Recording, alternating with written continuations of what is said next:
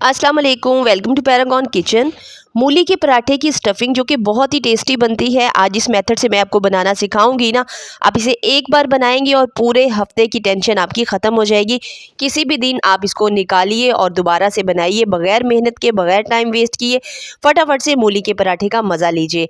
तो आज हम दो तरीके से बनाएंगे मूली के पराठे की स्टफिंग, जिसको बनाना बहुत ज़्यादा आसान है और आप इसे पूरे हफ्ते के लिए स्टोर करके इस्तेमाल कर सकते हैं बहुत ही आसानी के साथ। तो यहाँ पर सबसे पहले मैंने मूलियाँ ले ली हैं और आपने इनको पहले अच्छे तरीके से धो लेना है और धोने के बाद आपने इसकी जो पत्ते हैं ना वो अलग कर लेने हैं।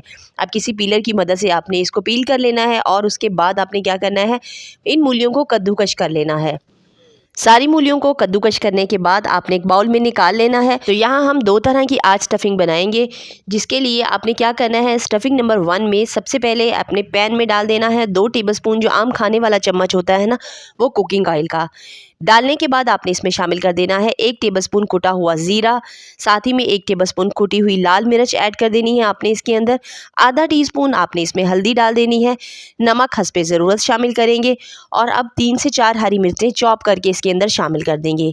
बस इन मसालों को डालकर ज़रा हल्का सा तड़क जाने तक कुक करेंगे और उसके बाद हम इसमें शामिल कर देंगे आधी क्वांटिटी, जो हमने मूलियों को कद्दूकश करके रखा है उसकी आधी क्वांटिटी इस स्टफिंग के लिए हम कढ़ाई में डाल देंगे।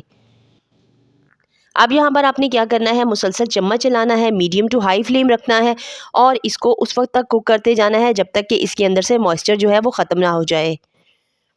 अब मूली का पानी जो था ना एक्स्ट्रा वाला, वो इसके अंदर से काफ़ी हद तक ख़त्म हो चुका है और इसके अंदर फिर शामिल कर देंगे बारीक बारीक काट कर थोड़े से मूली के पत्ते। इनके बहुत सारे फ़ायदे होते हैं, तो आप इन्हें ज़रूर से ऐड करें, उनका फ्लेवर भी मूली के पराठे में बहुत ही टेस्टी आता है।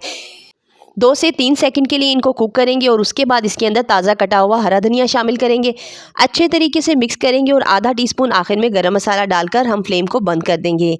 अब इस स्टफिंग को ठंडा होने के लिए रख देंगे और आज मैं आपको बताऊंगी इस स्टफिंग से आप कैसे देर तक मूली के पराठों का मज़ा ले सकते हैं, इसको कैसे स्टोर करके रख सकते हैं। तो जब तक ये ठंडी होती है हम स्टफिंग नंबर 2 तैयार कर लेते हैं।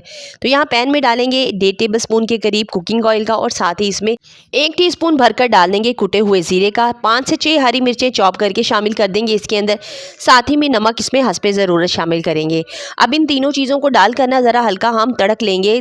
अब जब इसकी अच्छी सी खुशबू आने लगेगी तो बस फिर इसी स्टेज पर हम इसमें मूलियाँ शामिल कर देंगे, जो कि हमने कद्दूकश करके रखी हैं। ये हरी मिर्च वाली स्टफिंग बहुत ही ज़्यादा टेस्टी लगती है मूली के पराठे में। अब सेम उसी तरीके से हमने मूली का मॉइस्चर जो है वो ख़त्म करना है, इसको भूनना है मीडियम टू हाई फ्लेम के ऊपर रखते हुए और ये काम हमें उस वक्त तक करना है जब तक मूली के अंदर जो पानी है, जो जूस है, वो ख़त्म ना हो जाए। ये एक बहुत ही टाइम सेविंग रेसिपी है। आप इस तरह सर्दी में बार बार ठंडी मूली को कद्दूकश करने से बच जाएंगे और टाइम भी अपना बचा लेंगे। तो इस तरह से आप एक बार स्टफिंग को बनाकर तैयार कर लें और 1 हफ्ते तक आप इसको इजीली इस्तेमाल कर सकेंगे, क्योंकि ये बिल्कुल भी ख़राब नहीं होगी। आखिर में थोड़े से जब इसका मॉइस्चर ख़त्म हो जाएगा, मूली ही के पत्तों को बारीक काट कर इसमें शामिल करेंगे।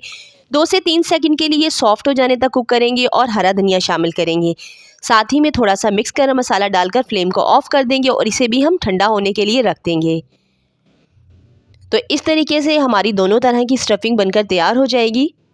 ये बहुत ही टाइम सेविंग रेसिपी है और इस तरह ठंड में आपको मूली को बार बार कद्दूकश भी नहीं करना पड़ेगा, उसका पानी भी निचोड़ना नहीं पड़ेगा और एक बार स्टफिंग बनाकर तैयार कर ली ना तो हफ्ते भर आपकी टेंशन ख़त्म हो जाएगी और आप जब भी आपका दिल चाहेगा आप इजीली स्टफिंग निकालेंगे और पराठों को एंजॉय कर सकेंगे। तो इस तरह इनको ठंडा होने के बाद आपने किसी भी एयर टाइट बाउल के अंदर रख लेना है और इसको फ्रिज में रखिए। 1 हफ्ते तक के लिए ये बिल्कुल भी ख़राब नहीं होंगे। आई होप आपको वीडियो पसंद आई होगी। वीडियो पसंद आई तो वीडियो को थम्स अप कर दीजिए। इंशाल्लाह फिर मिलेंगे। टिल देन नेक्स्ट वीडियो, तब तक के लिए अल्लाह हाफिज़।